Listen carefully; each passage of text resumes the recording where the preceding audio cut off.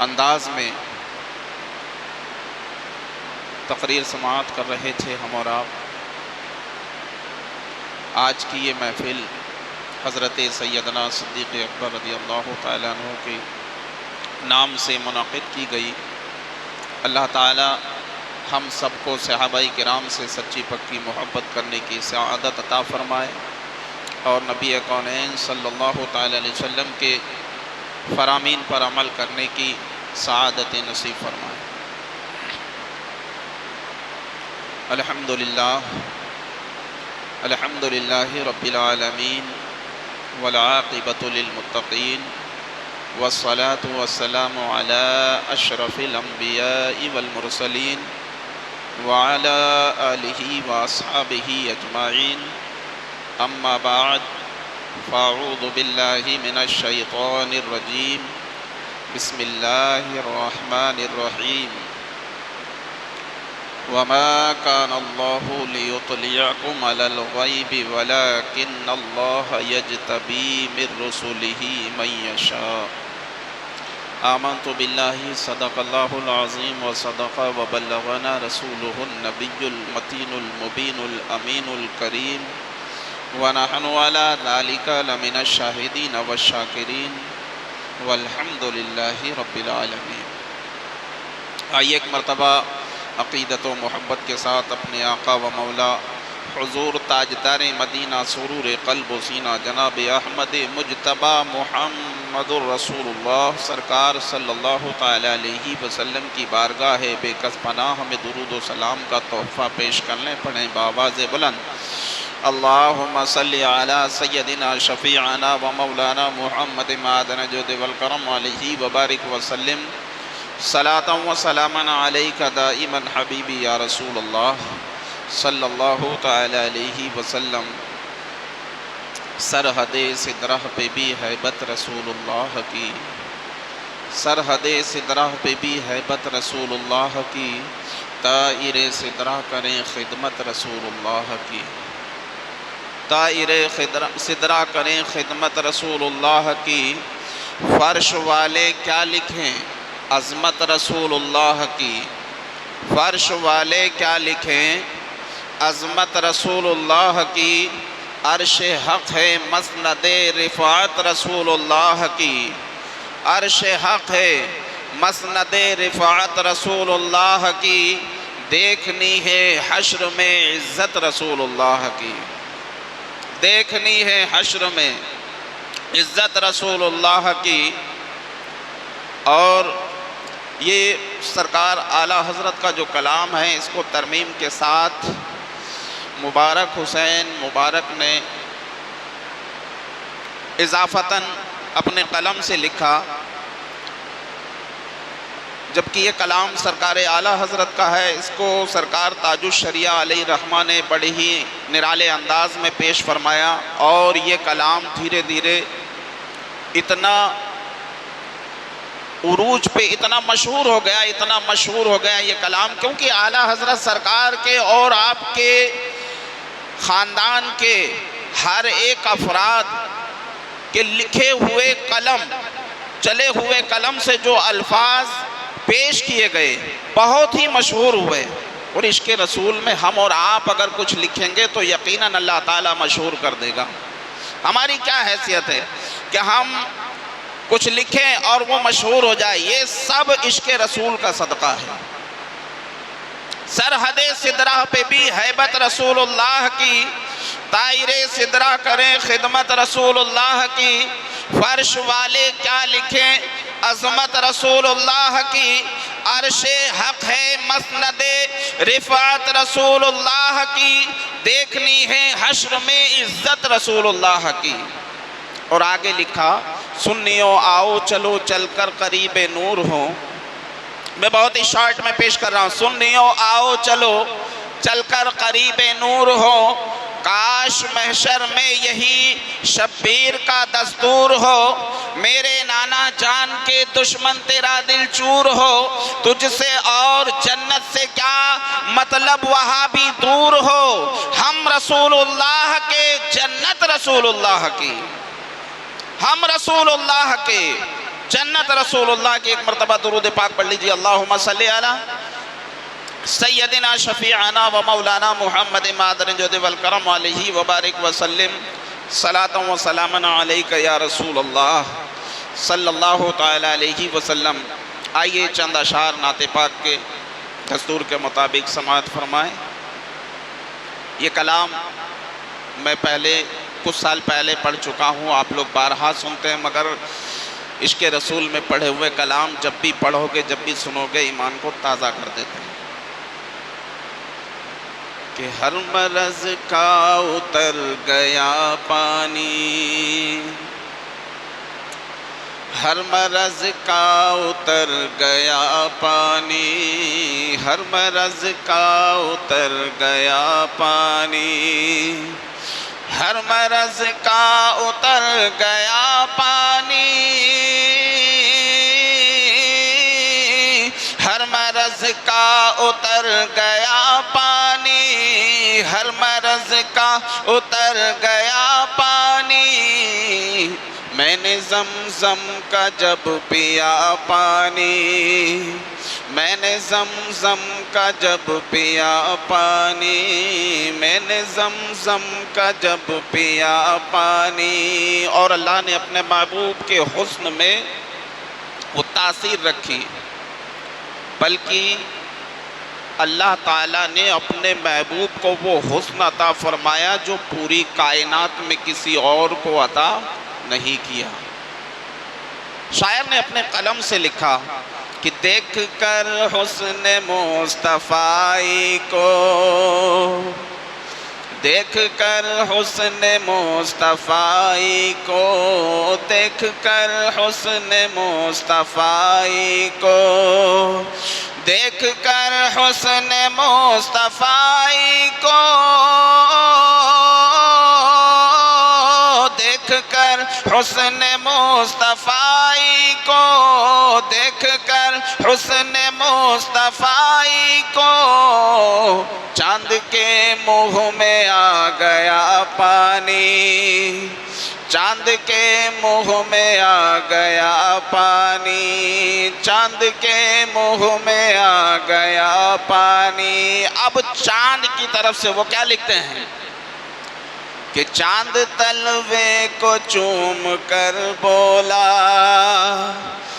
چاند تلوے کو چوم کر بولا، چاند تلوے کو چوم کر بولا، چاند تلوے کو چوم کر بولا، چاند تلوے کو چوم کر بولا، چاند تلوے کو چوم کر بولا، ارے حسن کا مجھ پہ چڑھ گیا پانی، حسن کا مجھ پہ چڑھ گیا پانی، حسن کا مجھ پہ چڑھ گیا پانی۔ اور سرکار غریب نواز کی بارگاہ میں خراج عقیدت پیش کرتے ہوئے شاعر لکھتا ہے کہ میرے خواجہ کا حکم سنتے ہی، میرے خواجہ کا حکم سنتے ہی، میرے خواجہ کا حکم سنتے ہی، میرے خواجہ کا حکم سنتے ہی، میرے خواجہ کا حکم سنتے ہی، ایک کاسے میں آ گیا پانی، ایک کاسے میں آ گیا پانی، ایک کاسے میں آ گیا پانی۔ اور وہ کربلا کے واقعے کو دہراتے ہوئے، اس کو مد نظر رکھتے ہوئے شاعر لکھتا ہے کہ ننھے اصغر کی پیاس کے صدقے، ننھے اصغر کی پیاس کے صدقے، ننھے اصغر کی پیاس کے صدقے، ننھے اصغر کی پیاس کے صدقے، ننھے اصغر کی پیاس کے صدقے، کو مل گیا پانی، ساری دنیا کو مل گیا پانی۔ اور جن لوگوں کو اعلیٰ حضرت سے زیادہ چڑ ہے نا، ان کے لیے شاعر نے ایک شعر لکھا ہے، کیونکہ اس دور میں دیکھیے اعلیٰ حضرت سے تمام باطل فرقوں کو بہت چڑ ہوتی ہے۔ اعلیٰ حضرت کی ذات وہ ذات ہے جس ذات نے کبھی اپنے کو اپنا نہیں دیکھا، اپنے کو اپنا نہیں دیکھا۔ جب بھی کسی نے عشق رسول پہ حملہ کیا، عشق صحابہ پہ حملہ کیا، جب بھی ناموس رسالت پہ حملہ کیا، ناموس صحابہ پہ حملہ کیا، اعلیٰ حضرت سرکار نے فوراً اپنا قلم چلایا اور جو حکم اس پہ لگانا تھا فوراً لگا دیا۔ کسی کا چہرہ دیکھ کے اعلیٰ حضرت نے کبھی اپنا قلم نہیں چلایا۔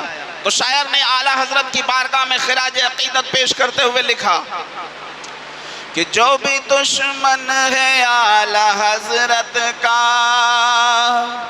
جو بھی دشمن ہے اعلیٰ حضرت کا، جو بھی دشمن ہے اعلیٰ حضرت کا، جو بھی دشمن ہے اعلیٰ حضرت کا،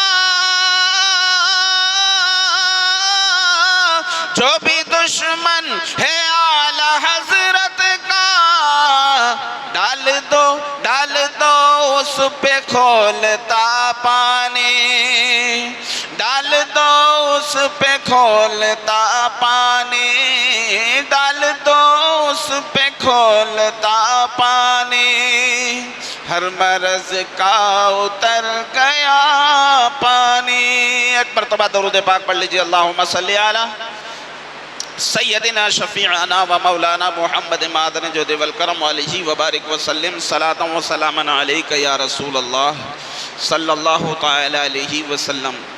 برادران ملت اسلامیہ، میں نے قرآن مجید فرقان حمید کی جو آیت پاک کو تلاوت کیا، اس آیت پاک کا ترجمہ سنیں اور سنجیدگی کے ساتھ سنیں، اس پر عمل کریں۔ دیکھیے ہم تقریریں الحمدللہ بہت سنتے ہیں، اور ماشاءاللہ ابھی تو اللہ تبارک و تعالیٰ نے ہمارے بیچ میں کیسے عالم دین کو اللہ نے بھیج دیا ہے، یہ سمجھیے اللہ کی طرف سے بہت بڑا تحفہ ہے۔ مسلمانوں، اصل دوست وہ نہیں جو مال بچائے، اصل دوست وہ نہیں کہ جو ہمارا وقار بچائے، اصل دوست وہ نہیں جو ہمارا سرمایہ بچائے، اصل دوست وہ ہے، سب سے بہتر دوست وہ ہے جو ہمارا ایمان بچائے۔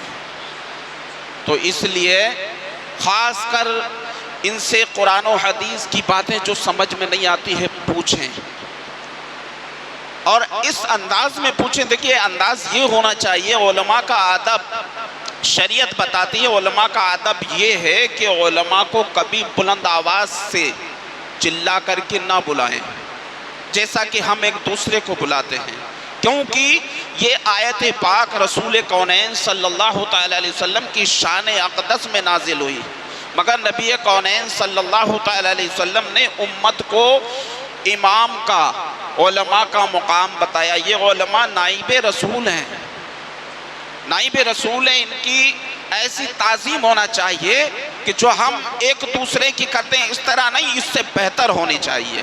جب بھی آواز لگائیں تو قریب جائیں، ادب احترام کے ساتھ بات کریں، اور کچھ پوچھنا ہے تو ادب کے ساتھ پوچھیں، یہ بہت ضروری ہے۔ اس دور میں کیا ہو رہا ہے کہ ہمارا سنی نہ قرآن و حدیث کو پڑھنا لکھنا جانتا ہے اور نہ ہی اسے سمجھنے کی کوشش کرتا ہے، اور جو بندہ کوشش نہیں کرتا ہے نا، دیکھیے اکثر وہ گمراہ ہو جایا کرتا ہے، اور زیادہ تر لوگ گمراہ اسی وجہ سے ہوئے ہیں۔ آج ہم علم غیب مصطفیٰ پہ بات کرتے ہیں۔ ابھی کچھ دن پہلے جو پروگرام ہوا تھا چونا بھٹی پہ، علم غیب مصطفیٰ پہ تقریر ہوئی تھی، اور علم غیب مصطفیٰ پہ جب تقریر ہوئی تو وہ مقرر حضرات سے فون لگا کے ایک بدبخت جو ہے پوچھتا ہے، وہ کہتا ہے یار علم غیب مصطفیٰ کوئی فرض ہے کیا بتاؤ، علم غیب مصطفیٰ فرض ہے کیا بتاؤ۔ انداز دیکھیے، محبت یہ نہیں ہوتی ہے کہ محبوب کا ذکر کیا جائے تو بندہ اس پہ مچلنے کے بجائے اس پہ اعتراض کرنا شروع کر دے، یہ محبت نہیں ہوتی ہے۔ یہاں قرآن کریم میں اللہ تعالیٰ فرماتا ہے کہ محبوب ہم نے تمہیں سکھا دیا۔ کیا سکھایا؟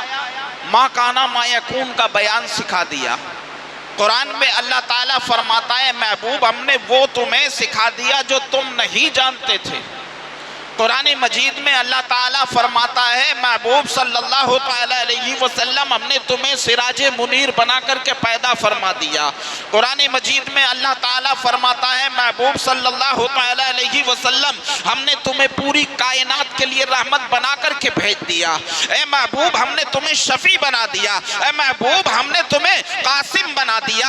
اے محبوب ہم نے تمہیں طٰہٰ بنا دیا۔ اے محبوب ہم نے تمہیں یاسین بنا دیا۔ اے محبوب ہم نے تمہیں مزمل بنایا۔ اے محبوب ہم نے تمہیں مدثر بنایا۔ اللہ تبارک و تعالی متعدد مقام پہ قرآن مجید میں برجستہ اعلان فرما رہا ہے اے محبوب ہم نے تمہیں اتنی عرفہ و اعلیٰ شان عطا کی ہے جتنا کسی اور نبی کو کسی پیغمبر کو نہیں دی۔ اللہ تعالیٰ نے فرما دیا تلک الرسل فضلنا بعضهم علی بعض، میں نے تمام انبیاء کو تمام رسولوں کو ایک دوسرے پر فضیلت دے دی۔ کوئی وہ ہے جس سے اللہ نے کلام فرمایا، منہم من کلم اللہ، کوئی وہ ہے جس سے اللہ نے کلام فرمایا، بات چیت کی۔ ورفع بعضهم درجات، اب یہاں بات چیت کا نہیں، اللہ تعالیٰ فرماتا ہے کہ کوئی وہ ہے جس کو رب نے درجوں بلندیاں عطا کر دی۔ رب اپنے محبوب کی شان بیان کرے، رب اپنے محبوب کے علم کو بیان کرے، رب اپنے محبوب کی رفتار کو بیان کرے، رب اپنے محبوب کی گفتار کو بیان کرے، رب اپنے محبوب کے مقام و مرتبے کو بیان کرے۔ وہ اللہ ہو کر کے اپنے محبوب کی عظمتوں کو بیان کرتا ہے۔ بندے کو اعتراض کیوں ہونا چاہیے؟ اب بندہ کہتا ہے کہ اللہ نے غیب دیا، غیب کوئی فرض ہے؟ غیب کوئی فرض ہے؟ ابے نادان، اللہ تبارک و تعالیٰ نے کہہ دیا اے محبوب ہم نے تمہیں سکھا دیا، اس کا مطلب رب نے سکھا دیا۔ اب سیکھنے والا جانے اور سکھانے والا جانے۔ اب آؤ قرآن مجید کی جو آیت پاک کو میں نے تلاوت کیا، وَمَا كَانَ اللَّهُ لِيُطْلِعَكُمْ عَلَى الْغَيْبِ، اب یہاں صرف اعلیٰ حضرت سرکار کا ترجمہ نہیں، بلکہ ان کو جو مجدد ملا، جس کو یہ اپنا مجدد کہتے ہیں، مولوی اشرف علی تھانوی، اس نے جو ترجمہ کیا ہے نا اس آیت پاک کا، کبھی کبھی اللہ تعالیٰ منکر سے بھی اقرار کرا لیتا ہے۔ وَمَا كَانَ اللَّهُ لِيُطْلِعَكُمْ عَلَى الْغَيْبِ، اس نے یہ ترجمہ کیا غیب کا جاننے والا اپنے غیب پر کسی کو مطلع نہیں کرتا۔ یہ کس نے؟ دیوبندیوں کے مجدد نے ترجمہ کیا ہے، غیب کا جاننے والا اپنے غیب پر کسی کو مطلع نہیں کرتا۔ وَمَا كَانَ اللَّهُ لِيُطْلِعَكُمْ عَلَى الْغَيْبِ، اب آگے لکھا وَلَكِنَّ اللَّهَ يَجْتَبِي مِن رُّسُلِهِ مَن يَشَاءُ، اللہ چن لیتا ہے اپنے پسندیدہ رسولوں سے جسے چاہے۔ اب اعتراض کرنے والے نے اعتراض کیا اللہ نے نبی کو غیب نہیں دیا، نبی کو غیب نہیں دیا، نبی کو غیب نہیں دیا۔ اب ان کا ملا تو کہہ رہا ہے کہ اللہ تو چن لیتا ہے اپنے پسندیدہ رسولوں سے جسے چاہے، کس کے لیے؟ غیب کے لیے۔ کس کے لیے؟ غیب کے لیے۔ اللہ چن لیتا ہے غیب کے لیے اپنے پسندیدہ رسولوں سے۔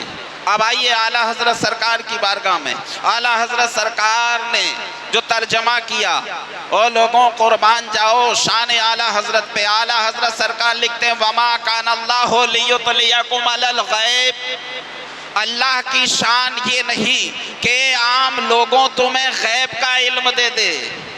کون لکھ رہا ہے؟ اعلیٰ حضرت سرکار۔ اللہ کی شان یہ نہیں کہ عام لوگوں تمہیں غیب اپنے پسندیدہ رسولوں کو کیا عطا کرتا ہے؟ غیب کا علم عطا کرتا ہے۔ کیا عطا کرتا ہے؟ غیب کا علم عطا کرتا ہے۔ اب سنجیدگی کے ساتھ سنیں، نبی کونین صلی اللہ تعالی علیہ وسلم اس دنیا میں تشریف لائے تو اعلان نہیں ہوا کہ نبی پیدا ہوا۔ دنیا والوں کے درمیان یہ مشہور نہیں ہوا کہ نبی پیدا ہوا ہے۔ آپ نے 1 سال سے لے کر کے 40 سال تک کی عمر شریف مکہ والوں کے درمیان میں گزاری۔ ابھی کسی کو پتا نہیں تھا کہ یہ نبی ہیں، ابھی کسی کو پتا نہیں تھا کہ یہ رسول ہیں۔ حضور اکرم صلی اللہ تعالی علیہ وسلم نے مکہ والوں کو ہمیشہ صبر کی تلقین فرمائی، صداقت کے پرچم کو بلند فرمایا۔ جب بھی کسی کے ساتھ فیصلہ کیا تو آپ کے فیصلے کو سب نے مانا، کیونکہ آپ نے کسی کے ساتھ ناانصافی نہیں کی۔ آپ نے ہمیشہ مظلوموں کا ساتھ دیا اور ظالموں کا ویرودھ کیا۔ کب؟ اعلان نبوت سے پہلے۔ مکہ والے سب جانتے ہیں کہ محمد کبھی جھوٹ نہیں بولتا، ایمان والے نہیں، یہ کافر ہیں، وہ جانتے ہیں کہ محمد کبھی جھوٹ نہیں بولتا۔ ابھی ان لوگوں میں کوئی ایمان کا سلسلہ ہی نہیں، ابھی اعلان نبوت نہیں ہوا۔ وہ جانتے ہیں کہ انہوں نے کبھی کسی کے ساتھ ناانصافی نہیں کی، کسی کو دھوکہ نہیں دیا، کبھی چوری کی طرف قدم نہیں بڑھایا، کبھی ظالموں کے ساتھ کھڑے نہیں ہوئے، سب جاننے لگ گئے۔ اب حضور پاک صلی اللہ تعالی علیہ وسلم کو جب حکم ہوا، آپ فاران کی چوٹی پہ کھڑے ہو گئے، تمام مکے والوں کو دعوت دے دی گئی، تمام مکے والوں کو دعوت دی اور کہا اے لوگوں، تمہارے درمیان میں نے 40 سال عمر گزاری، تم نے کبھی مجھے جھوٹ بولتے دیکھا، کبھی چوری کرتے دیکھا، کبھی کسی کے ساتھ ناانصافی کرتے دیکھا؟ سب لوگوں نے تسلیم کر لیا کہ ہاں، ہم نے کبھی آپ کو جھوٹ بولتے نہیں دیکھا، کبھی آپ کو کسی کے ساتھ امانت میں خیانت کرتے ہوئے نہیں دیکھا، کبھی ظالم کے ساتھ نہیں دیکھا، ہمیشہ مظلوموں کی مدد کرتے ہوئے پایا۔ تو نبی کونین صلی اللہ تعالی علیہ وسلم فرماتے ہیں، او لوگوں، اگر میں کہہ دوں کہ پہاڑ کے اس طرف ایک گروہ ایسا ہے جو تمہیں ہلاک کر دے گا تو مان لو گے؟ سب نے مان لیا۔ اب نبی کونین صلی اللہ تعالی علیہ وسلم فرماتے ہیں، تو او لوگوں سنو، اللہ ایک ہے، اللہ ایک ہے اور میں اس کا بھیجا ہوا رسول ہوں۔ سمجھ گئے؟ نہیں سمجھ گئے؟ بات سنجیدگی سے سنیں گے تو سمجھ میں آئے گا۔ آج جو علم غیب مصطفیٰ پہ اعتراض کرتے ہیں نا، کرنے دو، اعتراض کرنے والوں کی کمی نہیں۔ اعتراض کرنے والے جب دنیا میں پھیلیں گے تب اللہ قیامت نازل فرمائے گا۔ قیامت کوئی ایسی معمولی چیز نہیں ہے جو ایسے ہی نازل ہو جائے گی۔ حضور اکرم صلی اللہ تعالی علیہ وسلم نے فرمایا، او لوگوں، اللہ ایک ہے۔ اب ماننے والوں نے مان لیا اور اکڑنے والے اکڑ گئے۔ نہیں، ہم ایسا نہیں مان سکتے، کیا اسی واسطے ہمیں یہاں بلایا تھا؟ اب حضور اکرم صلی اللہ تعالی علیہ وسلم چاہتے تو کہہ دیتے، او لوگوں، اللہ دو ہے۔ ماننے والے مانتے کہ نہیں مانتے؟ حضور کہہ دیتے کہ اللہ دو ہے، سب مان لیتے، آپ بھی مانتے، ہم بھی مانتے۔ اگر حضور کہہ دیتے کہ قرآن آدھا اللہ کا کلام ہے، آدھا میرا کلام ہے، سب مان لیتے۔ مانتے کہ نہیں مانتے؟ کیونکہ حضور نے بتایا کہ اللہ ایک ہے تو سب نے مانا۔ حضور نے بتایا قرآن اللہ کا کلام ہے، سب نے مان لیا۔ حضور اکرم صلی اللہ تعالی علیہ وسلم نے فرمایا، اللہ نے تمام رسولوں سے افضل مجھے بنایا۔ کس نے بتایا؟ حضور نے بتایا۔ قرآن بتایا، حضور نے بتایا۔ حدیث حضور پاک صلی اللہ تعالی علیہ وسلم کی زبان اطہر سے ہم نے سنی۔ قرآن سنا تو نبی کی زبان پاک سے سنا۔ اللہ کا پتہ ملا تو حضور کی زبان پاک سے ملا۔ اب سوچو، جس نبی نے تمہیں یہ بتایا کہ اللہ ایک ہے، جس نبی نے یہ بتایا کہ قرآن اللہ کا کلام ہے، جس نبی کو اللہ نے رسول بنا کر کے بھیجا، خود نبی نے اپنی زبان مبارک سے فرمایا، عطا فرمایا، نبی نے اپنی زبان مبارک سے فرمایا۔ اب قرآن کو تم نے مان لیا، اب حدیثوں میں اعتراض کرنے لگے، کس کے لیے؟ جس نبی نے خدا کا پتہ بتایا، جس نبی نے اللہ کا قرآن ہمیں عطا فرمایا، جس نبی نے ہمیں جینے کا سلیقہ عطا فرمایا، جس نبی نے ہمیں بیواؤں کے اوپر شفقت کا ہاتھ رکھنے کا حکم فرمایا، یتیموں کی مدد کرنے کا حکم فرمایا، جس نبی نے ہمیں ظلم کے خلاف آوازیں بلند کرنا سکھایا، جس نبی نے اندھیرے کو مٹا کر کے ہمیں اجالے میں رہنا سکھایا، سب کچھ ملا نبی کی زبان مبارک سے۔ تو نے کہا ہم قرآن کو مانتے کیونکہ اللہ کا کلام ہے، تو نے کہا ہم اللہ کو مانتے کہ اللہ رب ہے، تو نے کہا ہم ان باتوں کو مانتے ہیں جن کا حکم رب نے دیا، مگر سنا کس سے؟ سنا کس سے؟ سنا نبی کونین صلی اللہ تعالیٰ علیہ وسلم سے۔ تو نادان اللہ کی رفعت کو جس طرح مانتا ہے، قرآن مجید کو جس طرح تو اللہ کا کلام مانتا ہے، نبی کونین صلی اللہ تعالیٰ علیہ وسلم کی شان میں نازل ہونے والی آیتوں کو کیوں نہیں مانتا؟ ارے جس نبی سے تجھے رب کو رب ہونے کا پتہ ملا، جس نبی سے تجھے قرآن ملا، جس نبی سے تجھے جینے کا سلیقہ ملا، جس نبی سے تجھے اسلام ملا، جس نبی سے تجھے رمضان ملا، جس نبی سے تجھے یہ جبہ قبہ ملا، جس نبی سے تو نبی کے دین کو سیکھ کر کے خود کو عالم کہلوانے لگا، اس نبی کے علم پہ اعتراض کرتا ہے۔ ہمارے ایک عالم دین، عالم ربانی تقریر کر رہے تھے، ایک دو بندی کھڑا ہو گیا، کہنے لگا مولانا صاحب آپ ہمارے امام کے پیچھے نماز نہیں پڑھتے، بہت اہم مسئلہ ہے۔ مولانا صاحب نے پہلے تو دنیاوی اعتبار سے اس کو جواب دیا۔ مولانا صاحب کہنے لگے دیکھیے اللہ نے عورتوں پہ نماز فرض کی مگر امام نہیں بنایا، اللہ نے عورتوں میں کسی کو نبی نہیں بنایا، اور جب عورتوں میں کوئی نبی نہیں، عورتوں میں کوئی امام نہیں، تو عورتوں کے لیے مسجد بھی نہیں بنوائی۔ بھائی اب تو اللہ کے بندے ہیں، ہم اللہ کے بندے ہیں، عورت اللہ کی بندی، اور جب بندی کو اللہ نے امام نہیں بنایا،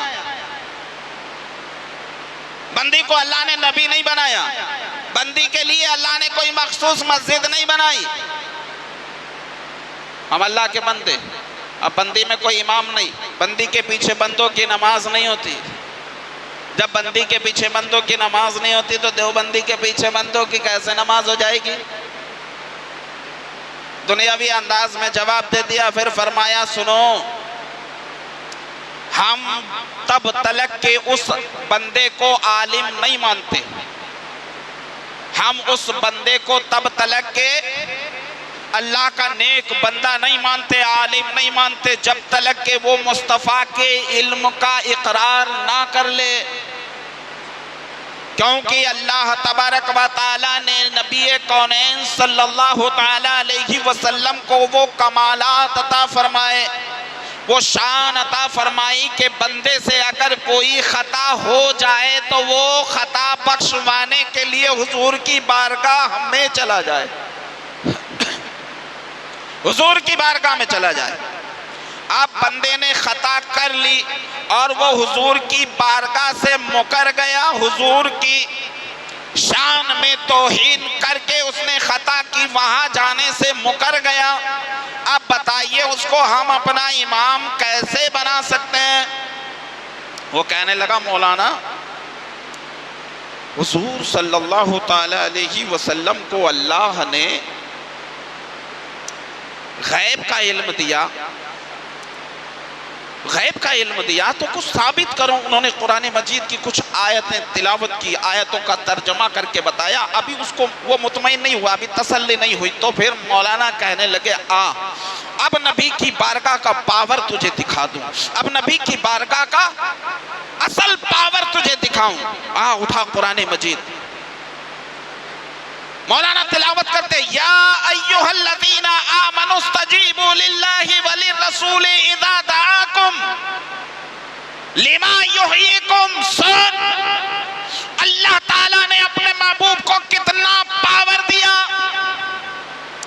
تیرا مولوی کہتا ہے نماز میں حضور کا خیال آ جائے تو وہ نماز بیل اور گدھے کے خیال میں ڈوب جانے سے بدتر. معاذ اللہ تو کہتا ہے کہ میرے امام کے پیچھے نماز نہیں پڑھتا. سن نبی کا خیال تو وہ ہے کہ جب تک نماز میں نہ آئے نماز ہی نہیں ہوگی. اب آگے سنیے, نبی کونین صلی اللہ تعالی علیہ وسلم کی بارگاہ اتنی پاورفل بارگاہ ہے. جب یہ آیت کریمہ نازل ہوئی اس کے بعد نبی کونین صلی اللہ تعالی علیہ وسلم نے اپنے ایک صحابی کو آواز لگائی. وہ نماز پڑھ رہے تھے. نماز پڑھ رہے تھے کیا نام؟ حضرت سعد رضی اللہ تعالی نماز میں تھے. انہوں نے آواز تو سن لی, دل میں خیال کیا کہ میں نماز پوری کر کے جاؤں گا, نماز کو مکمل کر کے جاؤں گا.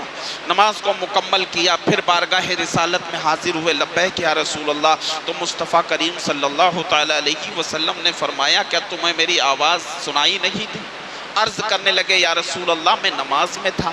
تو حضور پاک صلی اللہ تعالی علیہ وسلم نے فرمایا کیا تم نے اللہ کا حکم نہیں سنا؟ اللہ و رسول تمہیں بلائیں فوراً حاضر ہو جاؤ. اب یہاں حضور پاک صلی اللہ تعالی علیہ وسلم نے فرمایا تم نماز کی حالت میں تھے, فرمان رسالت کو سنا, تمہیں چاہیے تھا کہ جیسی حالت میں تھے ویسے ہی لوٹ آتے.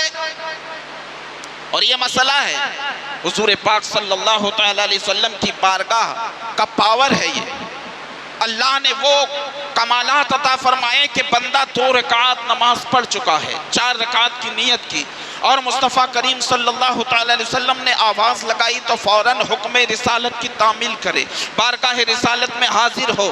مصطفیٰ کہیں جاؤ بازار چلے جاؤ, بازار جاؤ, بازار سے سودا لے لو, اور سودا لے کر کے مصطفیٰ کریم صلی اللہ تعالی علیہ وسلم کی بارگاہ میں پیش کر دو, اور پھر جا کر کے جہاں سے نماز کو چھوڑا تھا وہیں سے شروع کر دو, نماز مکمل ہو جائے گی. اس کا مطلب کیا؟ اس کا مطلب یہ کہ مصطفیٰ کریم صلی اللہ تعالی علیہ وسلم حکم فرمائے نماز اللہ کی عبادت, نماز اللہ کی عبادت ہے. حکم مصطفیٰ کا مل گیا, مصطفیٰ کے حکم کو پا کر بندہ مصطفیٰ کی بارگاہ میں پہنچا, مصطفیٰ کی بارگاہ سے وہ بازار میں چلا گیا, مصطفیٰ کی بارگاہ سے بازار میں گیا, وہاں سے سودا لیا, سامان خریدا, سامان خرید کے واپس مصطفیٰ کی بارگاہ میں آیا, پھر آ کر کے نماز میں کھڑا ہو گیا. جتنی دیر وہ بازار کا سفر کرتا رہا گویا وہ نماز ہی میں تھا. اتنا پاور اللہ نے اپنے محبوب کو عطا فرمایا. مصطفیٰ کریم صلی اللہ تعالی علیہ وسلم کے پیارے دیوانوں, تو مولانا صاحب جو ہے انہوں نے یہ آیت پاک کو تلاوت کیا. سنو, اللہ تعالیٰ فرماتا ہے یا ایھا الذین آمنوا استجیبوا للہ وللرسول اذا دعاکم. اے ایمان والو, اللہ و رسول تمہیں بلائیں تو دوڑ پڑو, فوراً حاضر ہو جاؤ. وللرسول اذا دعاکم, کیونکہ رسول کی بارگاہ سے تمہیں دی جاتی ہے لما یحییکم, زندگی دی جاتی ہے. لما یحییکم سے مراد کیا ہے؟ یہ یحییکم حیات سے لیا گیا ہے. کس سے لیا گیا؟ حیات سے. اور حیات کا مطلب ہوتا ہے زندگی. رسول کی بارگاہ تو تمہارے لیے حیات بخش ہے. کیا ہے؟ حیات بخش ہے. یہ وہ بارگاہ ہے جس کا ادب اللہ تبارک و تعالی نے جب مومنوں کو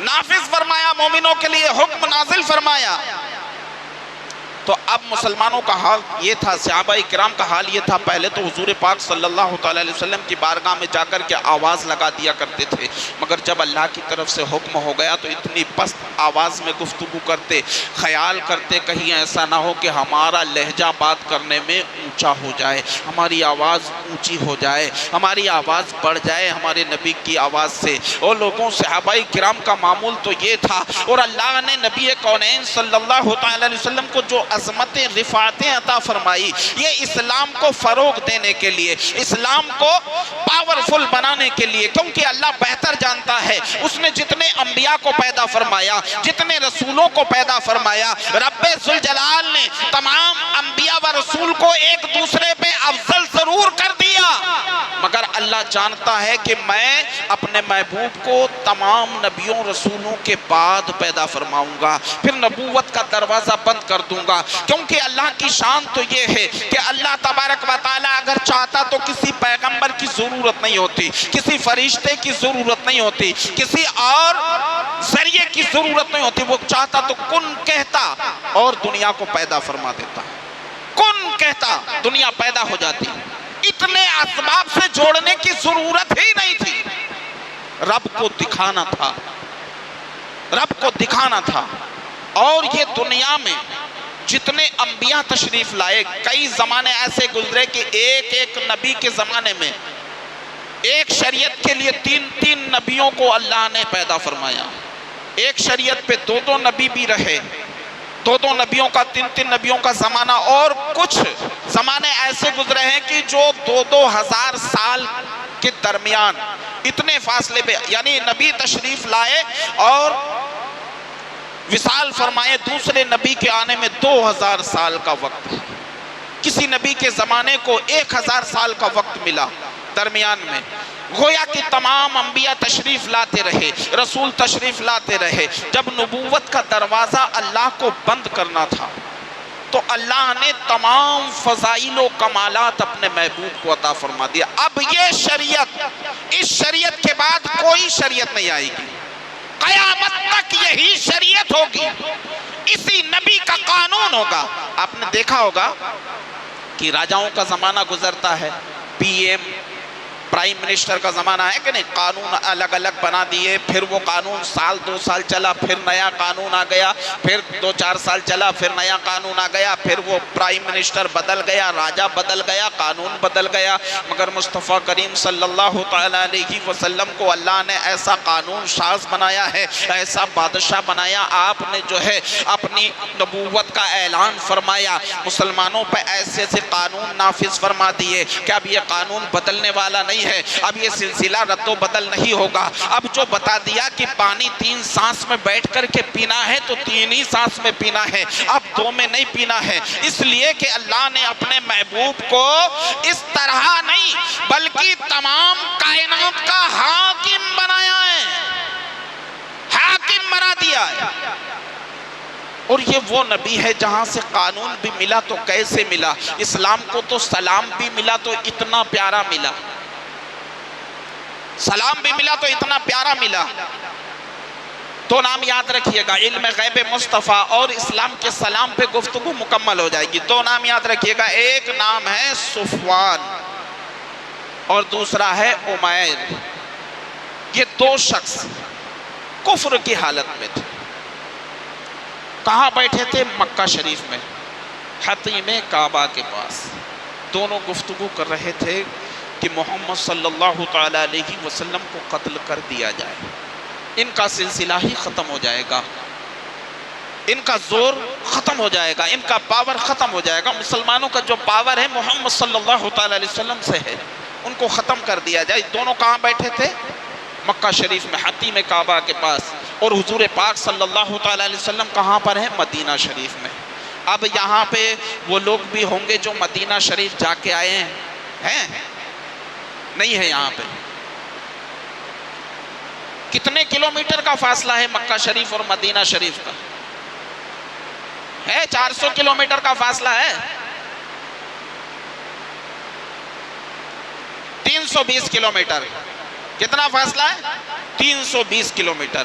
نہ اس دور میں کوئی کنیکشن تھا، نہ انٹرنیٹ کا زمانہ تھا، نہ کوئی تار پہنچانے کا سسٹم تھا۔ کون خبر دے گا؟ کون خبر دے گا؟ 320 کلومیٹر کے فاصلے پہ بیٹھے بیٹھے حتیم کعبہ کے پاس 2 بیٹھے تھے، تیسرا کوئی نہیں تھا۔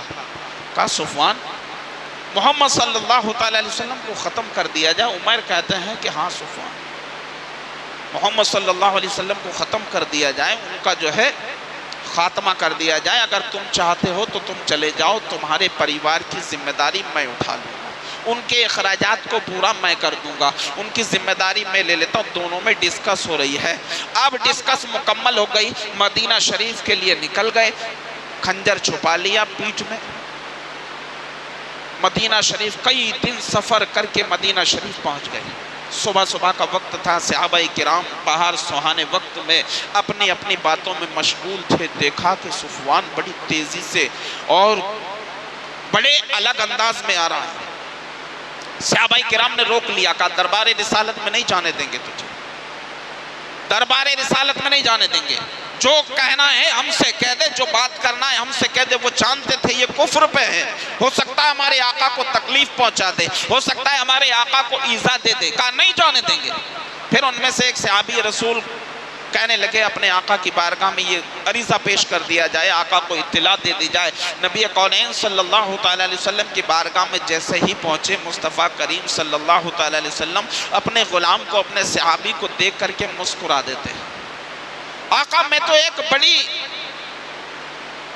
غضب کی خبر لے کے آیا ہوں، آپ مسکرا رہے۔ مصطفیٰ کریم صلی اللہ تعالی علیہ وسلم فرماتے ہیں کہ اس کو روکو نہیں، آنے دو، روکو نہیں، آنے دو۔ صحابہ کرام کو جیسے اطلاع ملی، صفوان کو اجازت مل گئی بارگاہ رسالت میں آنے کی۔ مصطفیٰ کریم صلی اللہ تعالی علیہ وسلم کے دربار میں پہنچا، پہنچتے ہی ایک الگ انداز میں سلام کیا۔ جیسے اس دور میں کچھ لوگ سلام کرتے کہ نہیں، گڈ مارننگ، ہمارے معاشرے میں عام ہو گیا ہے گڈ مارننگ۔ مسلمانوں کو ایک کیڑا، ایک بیماری ایسی لگ گئی ہے کہ مسلمان اپنا جو اصلی سلام ہے اس کو چھوڑ کر کے گڈ مارننگ پہ لگ گیا، گڈ نائٹ پہ لگ گیا زیادہ تر۔ اور یہ خطرناک وائرس ہے گڈ مارننگ۔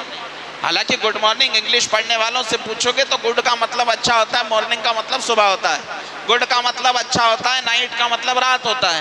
اس کا مطلب یہ ہے کہ تمہاری صبح اچھی ہے۔ کہنے والے نے کہا تمہاری شام اچھی ہے، مگر دیکھو کیا اگر کسی کے گھر میت ہو جائے، سب لوگ رو رہے ہیں، اپنے غم کا اظہار کر رہے ہیں، آنے والے نے کہا گڈ مارننگ، تو اس پہ کیا بیتے گی؟ ہمارے یہاں تو ایک سیٹ خالی ہو چکی، یہ کہہ رہا گڈ مارننگ، تمہاری صبح اچھی ہو نادان۔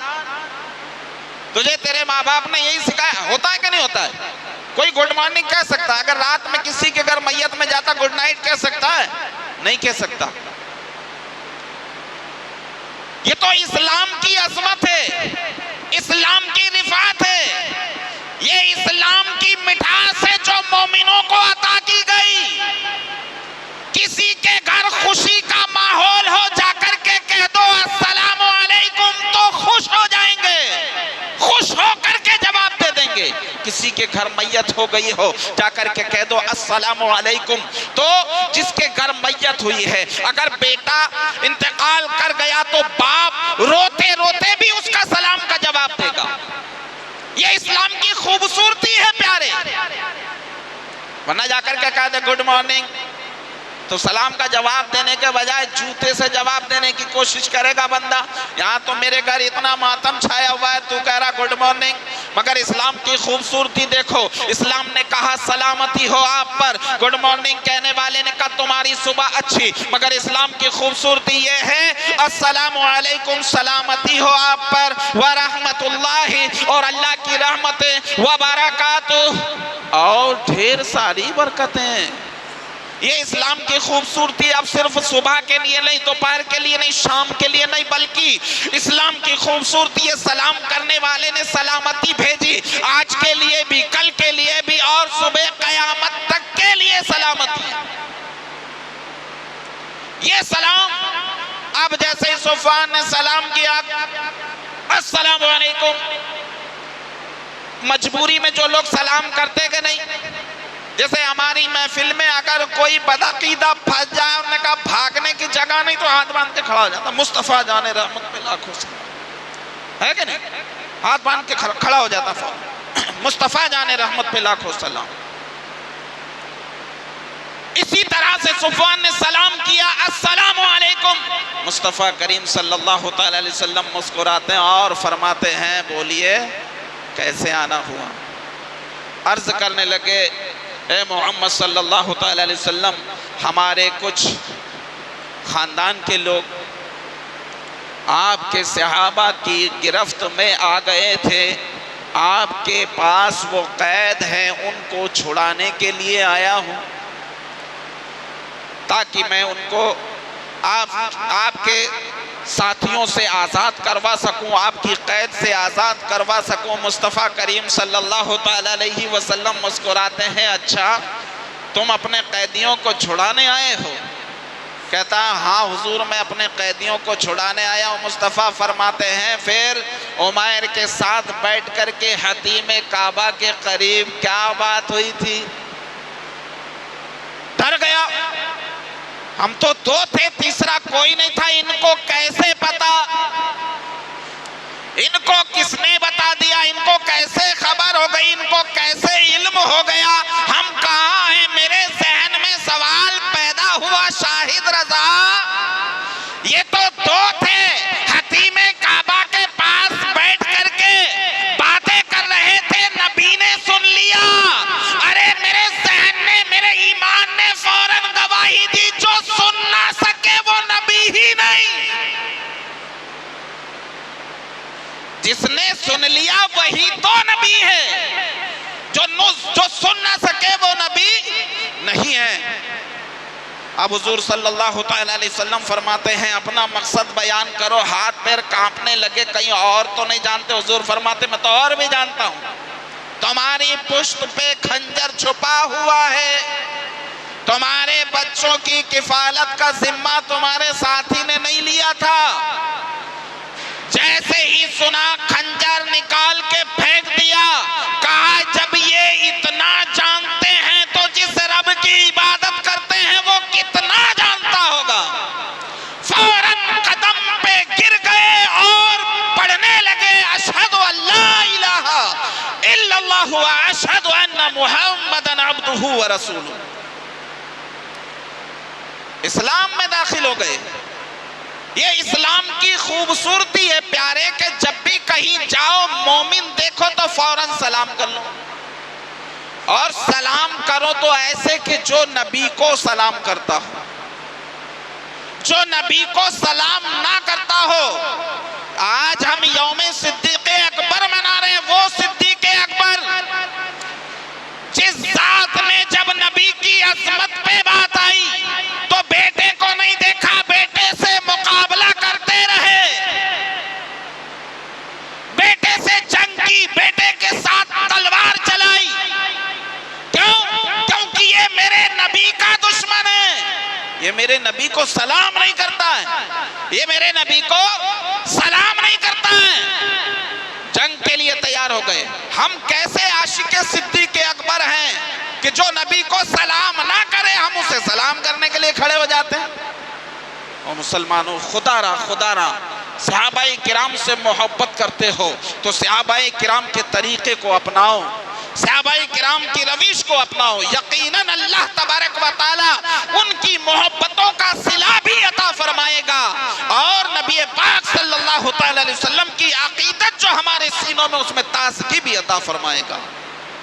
وَمَا كَانَ اللَّهُ لِيُطْلِعَكُمْ عَلَى الْغَيْبِ وَلَكِنَّ اللَّهَ يَجْتَبِي مِن رُّسُلِهِ مَن يَشَاءُ۔ اللہ تعالی ہم سبوں کو نبی پاک صلی اللہ علیہ وسلم سے سچی پکی محبت کرنے کی توفیق عطا فرمائے، صحابہ کرام کے طریقوں پر اور محبت کے ساتھ زندگی گزارنے کی سعادت عطا فرمائیں۔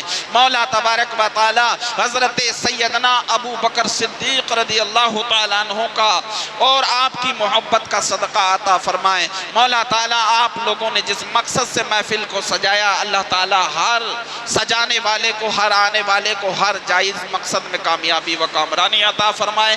میں نے جو کچھ کہا، آپ نے جو کچھ سنا، اگر جذبات میں کوئی جملے قابل گرفت میری زبان سے نکلے ہیں تو میں توبہ کرتا ہوں۔ مولا تعالیٰ اپنے پیارے حبیب صلی اللہ تعالیٰ علیہ وسلم کے صدقے توسل انہیں معاف عطا فرمائیں۔ وآخر دعوانا ان الحمدللہ رب العالمین۔ السلام علیکم ورحمۃ اللہ وبرکاتہ۔